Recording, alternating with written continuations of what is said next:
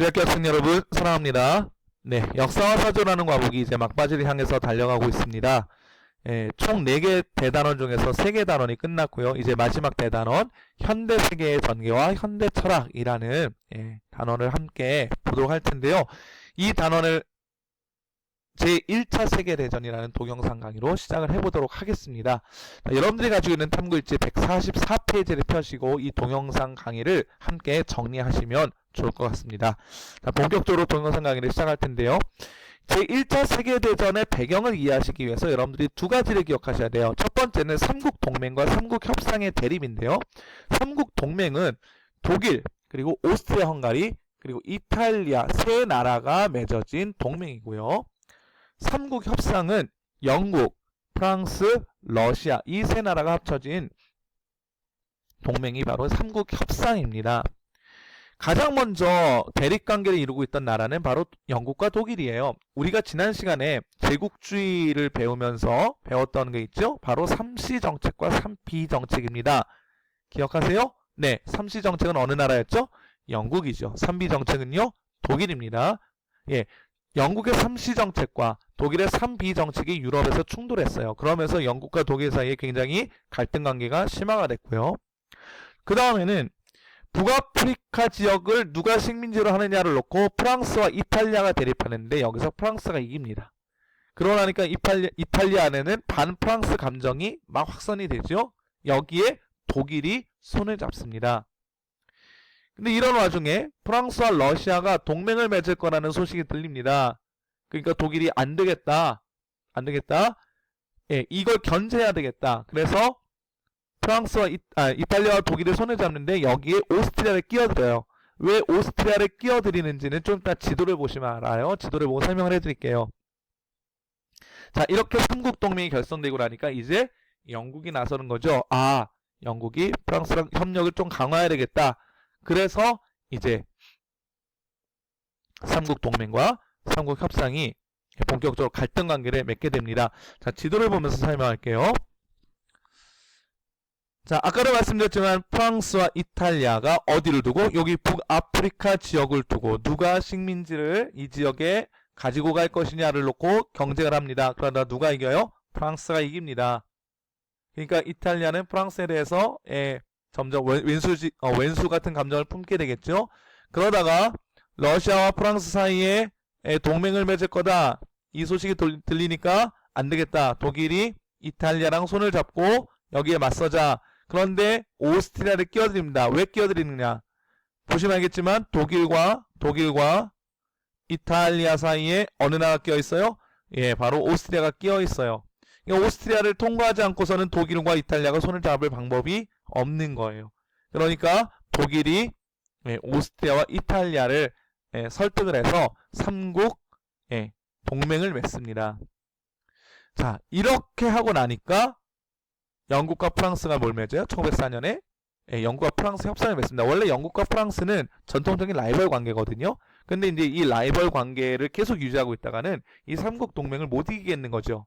그러니까 1904년에 영프 협상을 맺으면서 협력 관계를 강화하고 그 다음에 이제 프랑스와 러시아가 동맹을 맺고 나서 영국도 러시아와 1907년에 영러 협상을 맺게 됩니다. 그래서 삼국 협상과 삼국 동맹이 이제 유럽 지역을 가지고 갈등 관계를 맺게 되는 거고요. 여기 보시면 일본이 있어요. 일본이 여기 뜬금없이 왜 있느냐? 나중에 제1차 세계대전이 일어났을 때 일본도 여기에 참전을 하게 돼요. 왜냐하면 1902년에 맺었던 영일동맹 그리고 1907년에 맺었던 러일 협약 때문에 일본이 나중에는 제1차 세계대전에 끼어들게 되는 겁니다.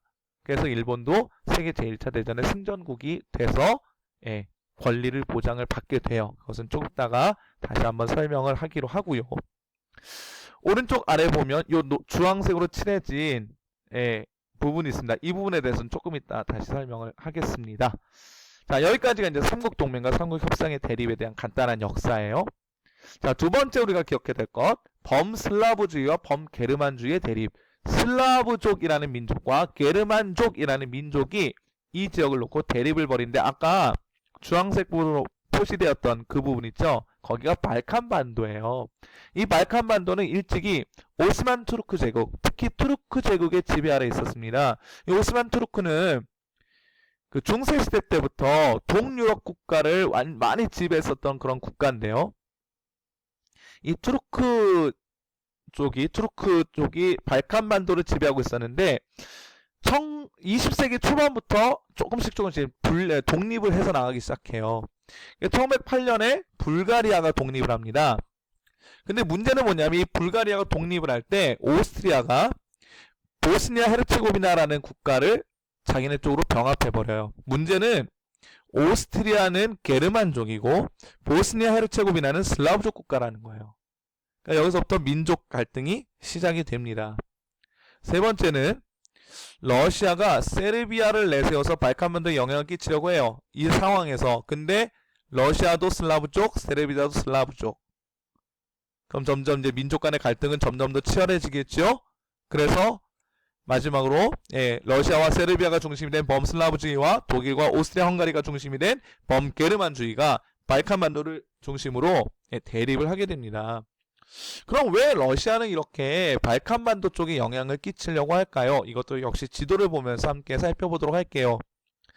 러시아에게 있어서 굉장히 큰 숙제가 하나 있습니다. 그게 뭐냐면 겨울이 되면 이 러시아를 끼고 있는 이 지역의 바다가 얼어요. 너무 추워서 바닷물이 없니다. 자, 바닷물이 얼어버리면 배가 다닐까요? 못 다닐까요? 못 다니지요. 그래서 러시아는 겨울만 되면 이 지역의 항구가 다 얼어버려갖고 발이 묶여요. 나라 밖으로 못 나가는 거예요. 그러니까 러시아에게서 숙제는 뭐냐면 겨울이 돼도 얼지 않는 항구를 가능한 한 많이 확보하는 것. 이게 이제 러시아에게 숙제죠. 그래서 러시아가 눈을 돌리는 게 바로 요 지역이에요. 요 지역. 요 지역에 대한 영향력을 계속해서 가지고 있어야 러시아가 이용할 수 있는 항구가 겨울철에 특히 이용할 수 있는 항구가 많아지거든요. 그러니까 러시아는 요 지역 루마니아든 불가리아든 세르비아든 아니면 지금 오스트리아에 묶여있는 보스니아든 이런 국가들을 묶어서 하나로 결집시켜서 이 지역에 대한 영향력을 계속해서 유지하려고 하는 겁니다. 그래서 발칸반도의 긴장이 점점 고조가 되고 있죠. 이러다가 이제 하나의 사건이 일어나서 제1차 세계대전이 발발합니다. 그 사건은 바로 1914년에 일어났던 사라예보 사건입니다. 1914년 6월 28일에 보스니아의 사라예보는 보스니아의 수도가 되는 도시인데요. 오스트리아 황태자였던 페르디난트의 이 부부가 오스트리아 군대가 얼마나 보스니아 사라예보에서 훈련을 잘하고 있는가를 보러 왔다가 세르비아의 청년에게 암살을 당합니다.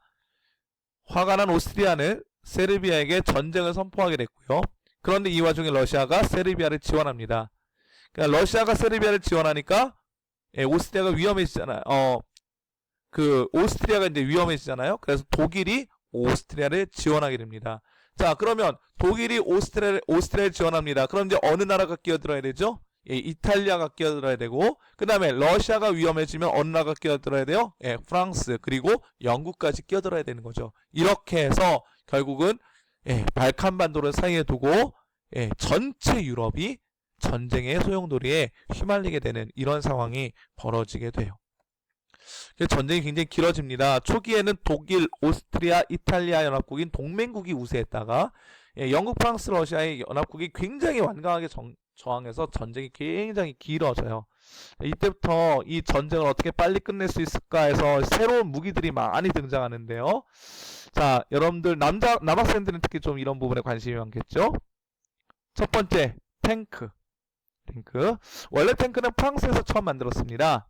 프랑스에서 처음 만들었는데 독일이 전쟁 중에 프랑스의 탱크 한 대를 가져가게 돼요. 그러면서 이제 다 가져와서 싹 분해해서 다시 조립하면서 설계도를 만들고 이제 또 탱크를 만들게 되죠. 두 번째는 전투기입니다. 물론 이때 당시에 전투기라는 건 전투용보다는 정찰용으로 주로 많이 쓰이긴 했지만 간간히 이제 이 비행기에 폭탄을 싣고 위에서 떨어뜨리는 그런 일도 했다고 해요. 마지막 독일의 유보트입니다. 잠수함이에요. 이때부터 본격적으로 잠수함이 전쟁에 동원되는 그런 상황이 생기게 되죠. 자, 두 번째 전쟁의 양상으로 참호전이라는 게 있었어요. 참호전. 참호가 뭐냐? 바로 이게 참호예요. 요게 참호예요. 땅을 사람 키만큼 파요. 길게 사람이 지나다닐 수 있도록. 그러면서 여기에 이제 병사들이 들어가서 버티고 있는 겁니다. 전쟁이 길어지니까 살아남아야 되잖아요. 그래서 땅 파고 사람들이 이렇게 숨어 있는 거예요. 그래서 그 안에서 계속 총을 쏘고 있는 겁니다. 물론 이 안에서 총을 쏘면 나는 안 맞죠. 누가 맞을까요? 이 참호전을 견디다 못해서 자 진격! 한번 우리 적을 점령해보자 라고 뛰어나온 사람들이 참호 안에서 총을 쏘는 상대방에게 맞서 죽습니다. 이런 참호전이 굉장히 길어지면서 사망자도 되게 늘어나고 전쟁도 되게 길어져요. 그러다 보니까 어떤 양상이 생기냐, 나중에는 이제 이 참호 안에 있는 그 상대방 적군을 죽이기 위해서 독가스도 개발이 되기도 합니다. 전쟁이 길어지다 보니까 이제 총력전이라는 전쟁의 형태가 나타나는데요. 총력전은 뭐냐면 남자들만 나가서 전쟁하는 게 아니고 군인들만 나가서 전쟁하는 게 아니라 여자들도 후방에서 같이 전쟁에 참여하는 형태가 되는 겁니다. 이걸 총력전이라고 하는데요. 두 개의 포스터를 볼게요. 하나는 자, Women Britain say go. 예, 이게 영국 여자들이요 가라. 어디로요? 예, 전쟁을 돕는 곳으로 가라. 그래서 영국 여자들이 예, 군수공장, 군대에 필요한 물건을 만들어내는 공장에 들어가서 미사일이니 뭐 군복이니 신발이니 탄약이니 뭐 이런 것들을 만들어내는 그런 군수공장에서 일을 하게 되죠. 두 번째 포스터, I want you for US Army. 이 세계 제1차 대전에서 미군 모집 포스터예요. 미군에서 군대를 모집하는 포스터. 미국? 왜 갑자기 미국이지? 아까 미국 없었잖아요. 네. 자, 전쟁 중간에 미국이 제1차 세계대전에 참전하게 됩니다. 왜 참전하느냐? 바로 독일의 무제한 잠수함 작전을 펴게 돼요.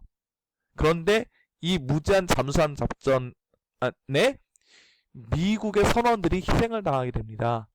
그래서 미국이 화가 났죠? 그래서 독일, 너 안 되겠어. 내가 전쟁에 끼어들겠어 하면서 참전을 하게 됩니다. 그럼 독일은 왜 무제한 잠수함 작전을 했을까요?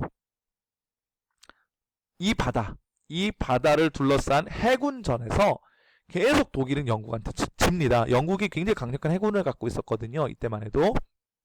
그래서 독일이 이 해군 병력의 열세를 만회하기 위해서 꺼내든 카드가 바로 뭐냐면 무제한 잠수함 작전이에요. 그러면서 잠수함 유보트로 다니면서 이 지역 바다를 다니는 모든 배들, 이게 군함이건 민간인 배든 상관없이 무조건 다 가라앉혀버립니다. 공격해서.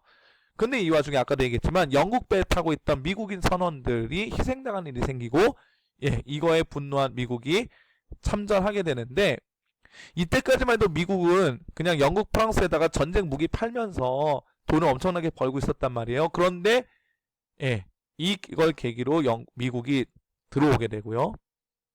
그래서 급속도로 전쟁의 축이 연합국 쪽으로 기울어집니다.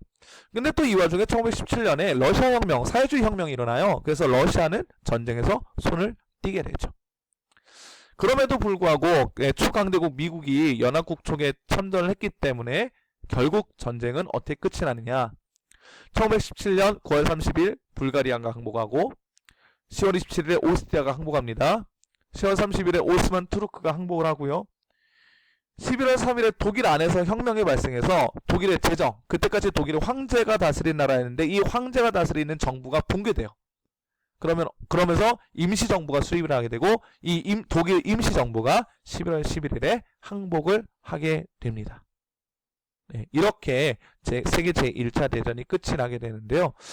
자, 1차 대전의 결과가 굉장히 좀 참혹해요. 보시면 알겠지만, 예, 사람만 봅시다. 사람만. 전사한 사람, 영국이 지금 거의 한 15만 명 정도, 프랑스가 20만 명, 러시아가 거의 30만 명 정도, 독일도 거의 30만 명 정도가 죽습니다.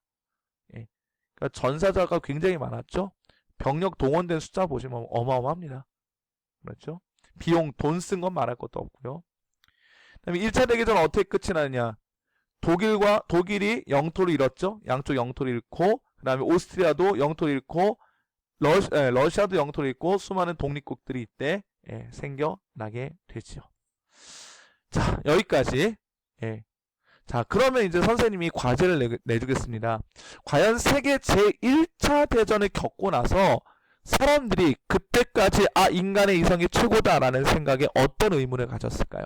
자, 이게 숙제예요. 이걸 여러분들이 답을 잘 나오시면 되겠습니다. 자, 오늘 강의는 여기까지 하겠습니다. 예, 수고하셨습니다.